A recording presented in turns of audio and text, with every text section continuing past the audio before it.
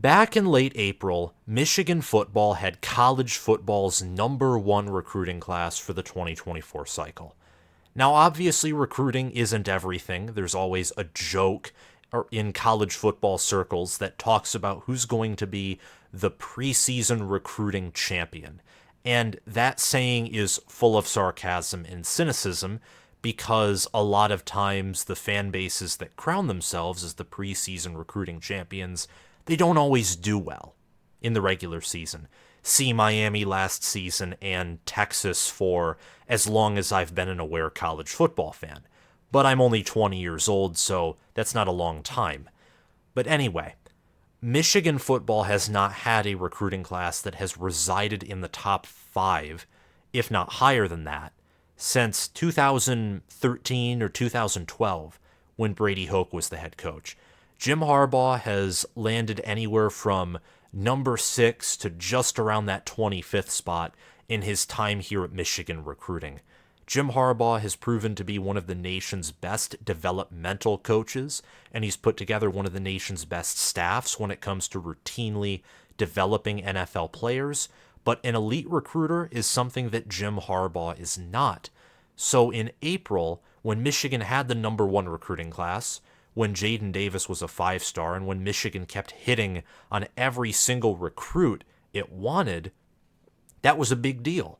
Because Michigan already has the perfect nutrition, the perfect strength and conditioning, and I'd say the near perfect staff. I won't go as far to say they have the perfect staff. After all, it's been Georgia who's won the past 2 national titles, not Michigan. But Michigan, arguably, over the past 2 seasons, has been college football's second best program. Now, 2020 and going beyond the past 2 seasons is important, and they have not been college football's second best program over any amount of time that's longer than 2 years, but you get the point. Michigan football right now is peaking. They're on fire. They just had the most wins achieved in a season in school history, I do believe, at least in the modern era of college football. They went 13-1. They beat Michigan State, Penn State, and Ohio State in the same season for the first time since, I believe, the late 1990s, if not the early 2000s, which is an incredibly big deal. And everything seemed to be going Michigan's way. And from an on-the-field standpoint, you know my thoughts on Michigan. I think they're going to be the number one team in the country. They're going to win it all. They're going to blow out most of their opponents that they face on the field, much like the 2 other teams who I think are elite in Georgia and Ohio State. Michigan football, again, had the number 1 recruiting class. Big deal. And then Georgia gained some commits, and they jumped Michigan. Ohio State did the same thing. When they got Justin Scott, that was really the tipping point where Michigan no longer was, although very brief, they no longer were the 2024 recruiting champion of the conference. That wasn't such a big deal. But now, Michigan has slipped to the number 6 recruiting class. They have 27 commits, which means that most of their spots are full. They are going to be incapable of accepting many more commits. It sounds like Jacob Smith and his brother Gerard Smith, an edge player and a defensive lineman who are moving to Kentucky and are rated as 90 overall players or higher according to 24/7 Sports and are 4 stars. It sounds like they're going to flip to Kentucky and commit there, as they've been recruited by Vince Moreau, who's one of Kentucky's better assistant coaches and recruiters. And props to Kentucky if that goes through, and it likely will. Michigan also had another player flip to Miami, and recently, according to 24/7 Sports, they're no longer listed as warm for Ryan Wingo. Zaquan Patterson is one of the few remaining high-level prospects that Michigan, per my knowledge, is targeting. And it seems like it's a battle between Michigan and Florida State. Florida State having the much better NIL program, getting commits from, KJ Bolden, safety from Georgia, Landon Thomas, 5-star tight end out of Georgia. Florida State has the number 5 recruiting class with 6 less commits. I'd say that I would lean toward Zaquan Patterson going to Florida State. Michigan does not even have a top 10 average rank per commit. They have 27 commits and an average rank per recruit of a 90.44. That's worse than every other team who was a top 10 recruiting class, including Georgia at number 1, Ohio State at number 2, Florida 3rd, Alabama, Florida State at 4th and 5th, Penn State at 7th, LSU at 8th, Notre Dame at 9th, Texas A&M at 10th. It's even a worse average than Tennessee, Oregon, Clemson, Auburn, Oklahoma, USC, Texas, and South Carolina. Michigan's outside of the top 15 in average rank per commit. So the average quality of a player is not even inside of the top 15. Now, quantity is important, but quality is also important. And if there's one thing that Michigan has struggled more in my opinion, at least under my recent memory and what I've seen in the Orange Bowl and what I've seen in the Fiesta Bowl, is more quality, high-level, elite players who could probably go to the NFL with only a year of experience in college just from how talented they are coming out of high school. You know, those kind of five-star commits. Michigan does not get many of those. They have 17 4-stars. They have 10 3-stars. They've recruited well on the offensive line, getting big, tall, large, fast, athletic offensive linemen. And they have done well recruiting in-state. And Jaden Davis is still a great quarterback. However, Ohio State, Georgia, Alabama, we already know is up there in recruiting, but the usual three look like they're going to finish in the top 3. Florida, who just went 6-7 and had their own NIL debacle, is wildly outperforming Michigan. And as a Michigan fan, as I said in my Ohio State video yesterday, when talking about Ohio State, I'm going to be objective and I'm going to be fair about all teams in the Big Ten. But there's a realistic possibility that after this class started out very hot, and this disappoints me as a Wolverine, that Penn State and Ohio State might finish with better recruiting classes than Michigan will. Ohio State certainly will. They only have 21 commits and yet are the second best recruiting class in the country with 4 5-stars, 14 4-stars, and only 2 3-stars. And since Michigan and no one else in the Big Ten have a realistic chance of landing that number 1 recruiting class, Michigan did for a brief time period, but all hopes of that are now gone. I will be actively rooting for Ohio State as a member of the Big Ten to achieve that number 1 recruiting class, because the SEC has ruled that title for years, and I think that with Michigan and Ohio State being the 2 best teams in college football this season, I'd prefer one of those schools to also end up being the recruiting champion. And at this point, Ohio State is the only Big Ten team who, within reason, without some cataclysmic event happening, can do that. And I'm frustrated with Michigan. Now, again, Michigan, from a strength and conditioning standpoint, from how they develop and nurture their players, is elite, and their recruiting is great. So all in all, they're still going to average out at a near elite program in the long term. And if they get even better developmentally, which is possible if they somehow become the nation's best coaching staff, and if they recruit a little better, they could average out at, one of college football's top 3 programs or top 4 or top 5 yearly. But for now, it looks like Michigan will, on an average basis, be at that near elite level, which is still great.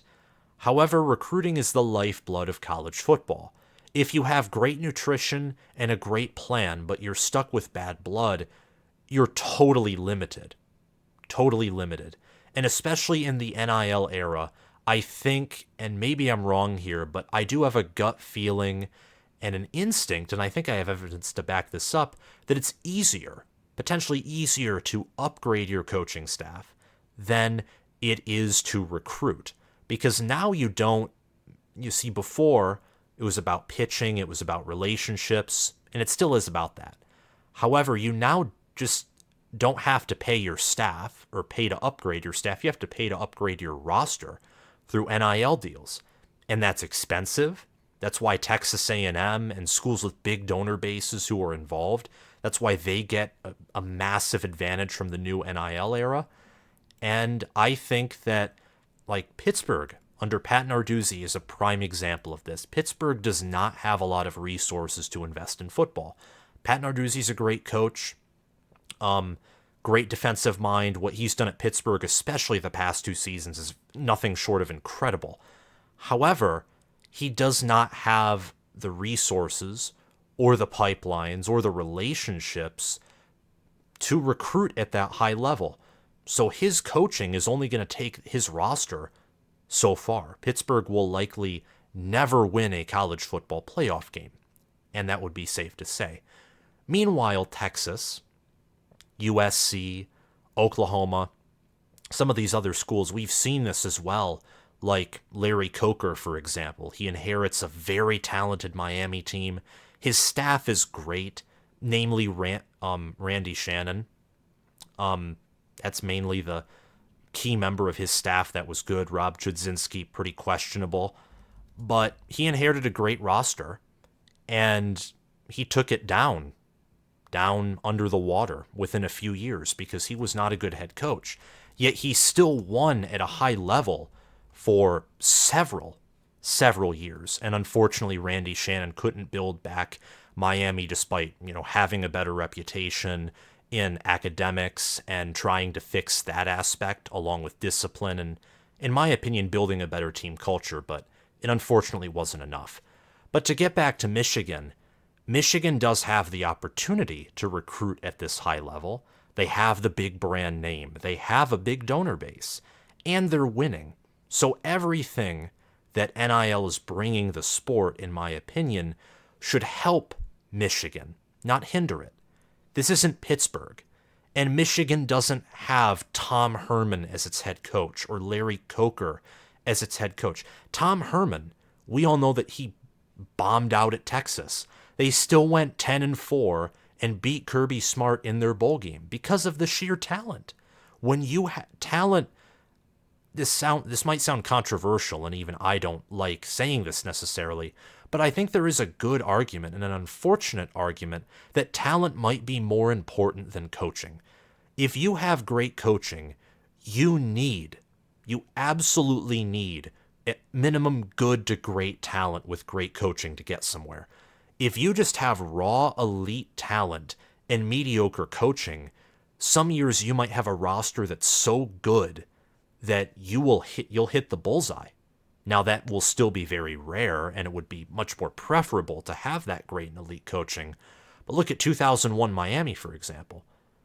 Butch Davis built that program up, and Larry Coker takes over.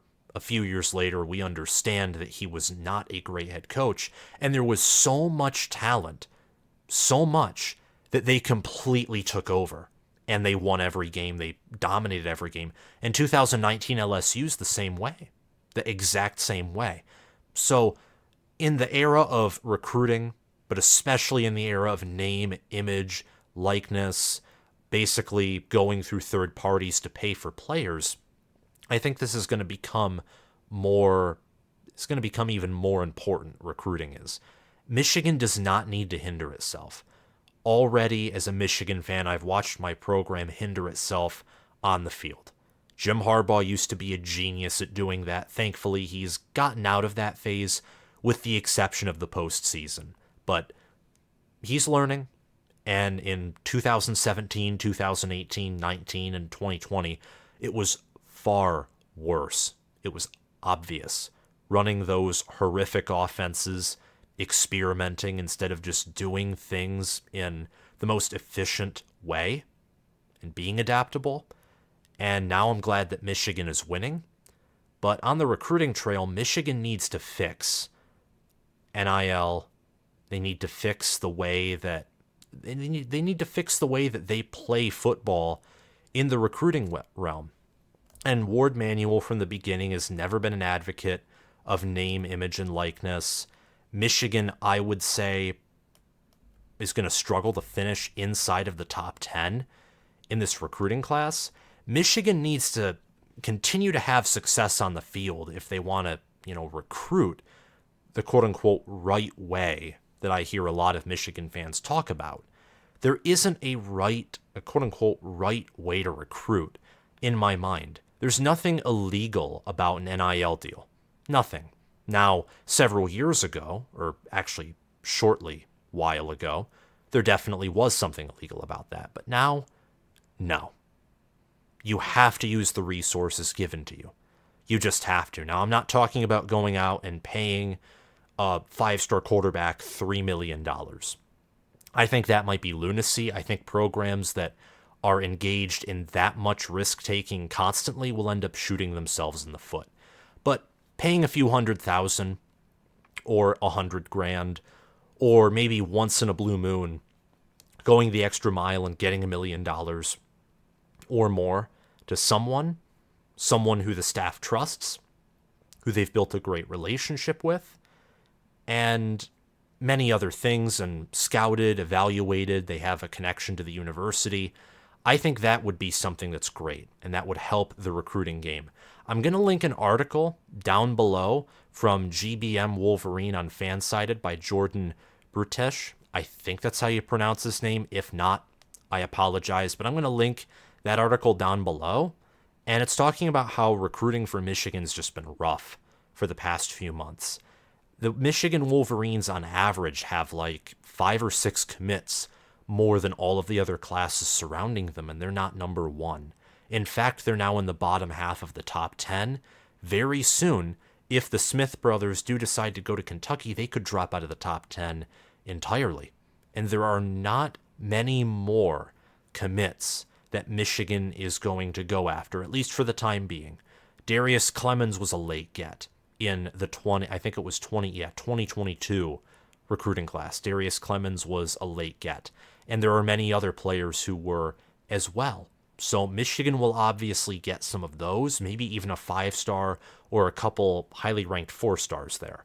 But in the long term, getting a handful of 5-stars, like 3 or 4, that would be awesome.